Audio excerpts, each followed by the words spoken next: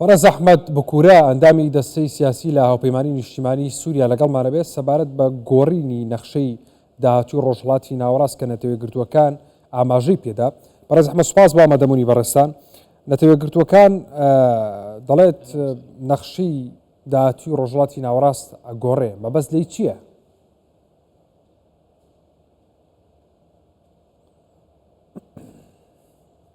الحقيقة سقوط المدون لراستيدا روخاني رجاني بشار أسد عجل من التغيير گۆڕانکاریەکانی خێراتر کرد لە سووریا. هناك يعني هەروەها لە ڕاستیدا چەندین کەس بۆ ماوەیەکی زۆر بینیان کە دۆسیەی سیاسی لە سووریا چەقبەستوو بووە. دەبینین ئێستا گۆڕانکاری نوێ هەبوار بە دەبینین سووریا بۆ چوار ناوچەی دەسەڵات دابەشکرابێت. ئێستا سووریا یەکگرتووە، بڕۆم وایە نەتەوە یەکگرتووەکان ترسی هەیە لە هەر شەڕێکی ناوخۆ یاخۆت ئۆپەراسیۆنی ئیسرائیلی لە سووریا یاخود ئەوەی کە لە لوبناان ڕدەدات ئەگەری هەیە سنوور لە نێوان وڵاتان ببەزێنێت.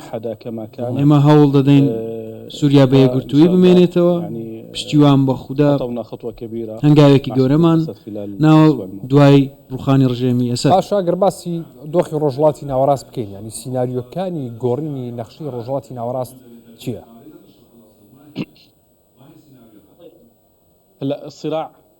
ئەم میلانەی ئیسرائیلی و ئێران لە نێوانیاندا هەیە، میلانەیەکی گەورەیە. ئێران زۆر بە خراپی لە لوبناان و لە سووریا گورزی بەرکەوتووە. بڕۆم وایە ئۆپەراسیۆنەکە عێراقیش دەگرێتەوە. بەدڵنیایەوە کێشەکە ئەو میلیشیانن کە سنوورەکانیان بەزاندووە کە ئاینی ئیسلام و مەزهەبی شیعی بۆ خۆیان وەکو ڕووپۆشێک بەکاردێنن.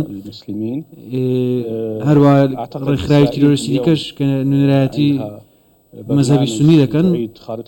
ئیسرائیل پرۆگرامێکی هەیە بۆ گۆڕینی نەخشەی ڕۆژهەڵاتی ناوەڕاست کە دەیەوێت تێیدا هێزی یەکەم بێت لەگەڵ ئەو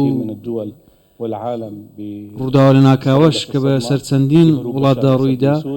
بۆ نمونە کاتێک کە بەشار ئاساد هەڵات ئێستا ئەو دەرفەتەی قۆستەوە بۆ ئەوەی هەموو توانە سەربازیەکانی سوپای سووریا بە ئامانج بگرێت تاوەکو کاری لە پێشینەی خۆی بپارێزێت و خۆی لە سەروی سوپای سووریاەوە بێت.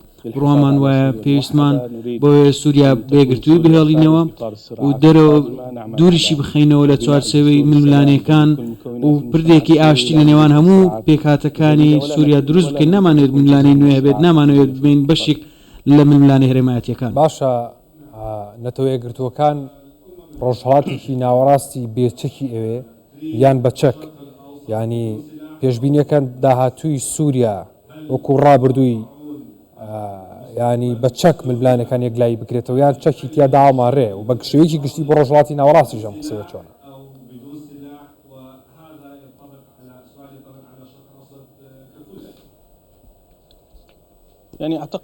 بڕۆم وایە ئەو چەندین ساڵەکە ئەزمونمان هەبووە لە ڕۆژهەڵاتی ناوەڕاست بینیمان کۆمەلگا نێوخۆییەکان لێک نزیک بکاتەوە. ئێستا کاتێک گەڕاینەوە بۆ ناوچەکانمان گەڕاینەوە بۆ دیمەشق بۆ حەلەب بینیمان کۆمەلگەکانی سووریا کاتێک لەو ناوچەکانی ژێردەسەڵاتی ڕژێم مابوون ئەوانیش پەرۆشی گەڕانەوەی ئۆپۆزیسیۆن و زۆر بێزار بوون، ماندوو بوون.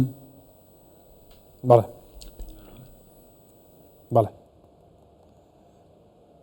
باش بەڵێ بەرداوام لەگەڵ ئەحمەد. بەڵێ بەڵێ ئێمە چاومان لەوەیە ساڵانی داهاتوو ساڵانی بنیاتنانەوەی سووریا بێت، ساڵانی تیمارکردنی برینەکان بێت، ئەو هەروەها گەلەکانمان سەرکەوتوو بێت. نەتەوە یەکگرتووەکان باز لە ڕۆژهەڵاتی ناوەڕاستێک دەکات کە جەنگ تێیدا بوونی نەبێت، هیچ هێزێکی سەربازی نەمێنێت. بڕۆمان وایە ئێستا سووریەکان هاوڕان لەگەڵ یەک پارچەی خاکی سووریا بێ ئەوەی دابش بێت کە جارێکی دیکە ئەگەری هەیە نەهامەتی بۆ گەلی سووریا دروست بکات. زۆر باشە کاک ئەحمەد، ینی نەتوێگرتوەکان تەنیا ڕۆڵی تەماشاکەرە بێ یاخود لە ڕێگەی ئەنجومەنی یاساییشەوە کۆمەڵێک بڕیار دەرەکە بۆ چارەسەرکردنی و کیشانی کە لە ڕۆژهەڵاتی ناوەڕاستە هەیە بە تایبەتی سووریا.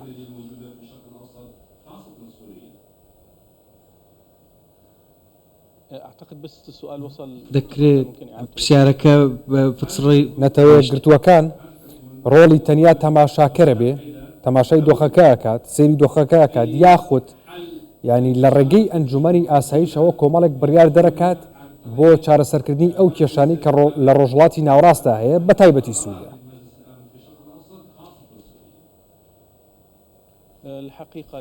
لە ڕاستیدا ئێمە کات ئەزمونێکی درێژخایانمانێ هەروەک دەزانن لە 2011 تا ئێستا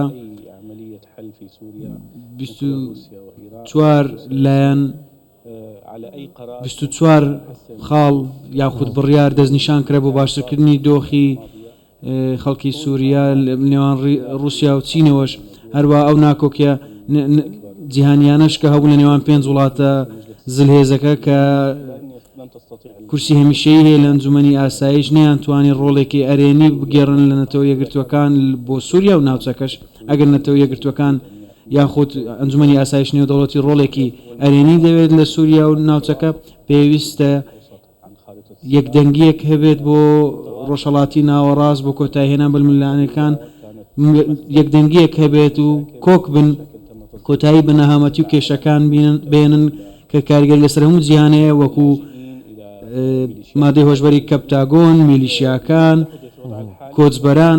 ئێستا دەبینێتەوە یەکگرتوەکان لە 14 ساڵی ڕابردوو نەیتوانی ئەرکی خۆی بەجێ بگەێنێت بەهۆی جێبەجێ نەکردنی یاخود پەکخستنی بڕیارەکانی و هەوڵەکانی بۆ ئەوەی کۆتایی بەلملانەکان بهێنێت.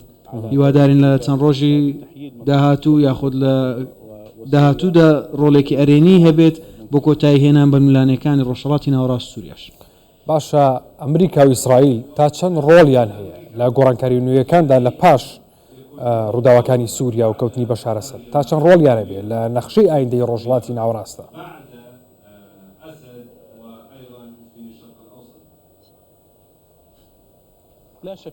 هیچ گومانێک نییە ئەمریکا ڕۆڵێکی گەورەی هەیە، توانی لە ڕابردوودا ئێران و ڕێگە بە ئێران و رووسیا بدات ڕێگەی پێنەدا کە کۆتایی بە ئۆپۆزیسیۆنی سووریا بێنێت، ڕێگەی پێنەدا لە باکووری سووریا هێرش بکاتە سەر هاوڵاتیان. تورکیاش ڕۆڵێکی گەورەی لەوە هەبووە. ئیسرائیل کێشەی لەگەڵ ناوچەکە هەیە لە دوای ڕوخانی ئەسەد و بەرلەوەی ئەسەد بڕوخی ئەم کارەی نەکرد، بەڵام دوای ڕوخانی ئەسەد سەدان هێرشی ئەنجامدا چەندین پێگەی بردومان کرد لە ئۆپەراسیۆنە ئاسمانیەدا، زیانێکی زۆری بە ژێرخانی سوپای سووریا گەیاند ناوچەکانی توێژینەوە. دەمانوێت سەیری ئایندە بکەین بە چاوێکی ئەرێنی سەیری بکەین بۆ دەوڵەتی ئەمریکا و هەروەها ڕۆڵێکی گەورەتری لە ناوچەکە هەبێ.